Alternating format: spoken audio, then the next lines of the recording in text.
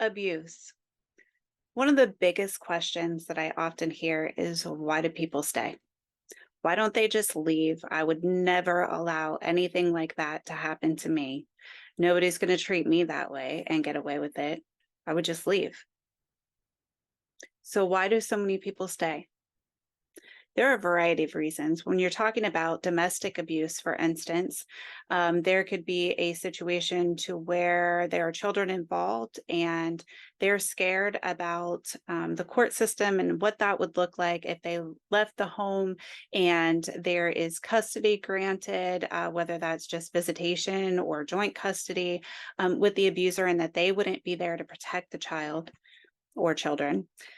There's also experiences where there's financial abuse occurring as well. And so trying to leave and not have resources available at your disposal in order to do so safely, you can leave, but where are you going to go?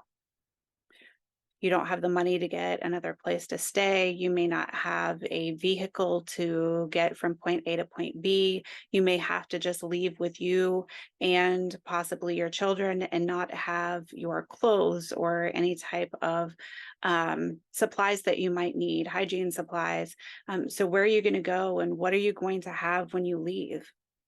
There are resources available, and we'll get into that in a different post, but that is a huge reason as to why people can't just leave. Like people try to state should be so easy. There are other instances, whether it's domestic abuse or it's human trafficking or any form of abuse that you're enduring. It could be potentially a situation to where they have isolated you to where you don't feel like you have a support system or a community that you can even rely on or call out to.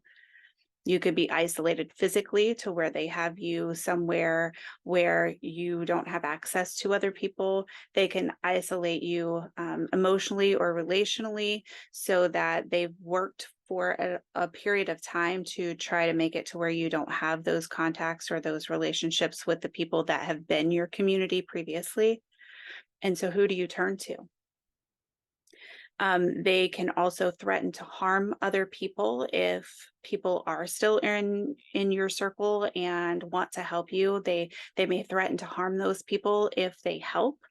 They could threaten to harm people that you care about if you do leave, whether somebody helps you or not. And a lot of times you begin to believe that it's hopeless. There's no place to go. There's no one to turn to. You're never going to make it without them. They're going to make your life miserable if you don't stay, even though it's miserable while you're there. And so there's a variety of reasons why people can't just pick up and go, like it sounds like should be so easy to do.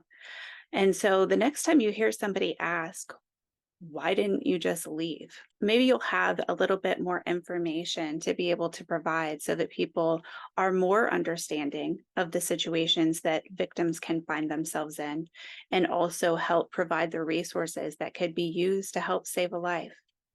Be that person who stands up for those who are going through abuse, even in situations where it's just a question being asked, why didn't they just leave? And this obviously is not an all encompassing list. This doesn't include every reason why someone may not leave. There are also backgrounds and religious beliefs that cause people to stay in situations that they shouldn't have to stay in.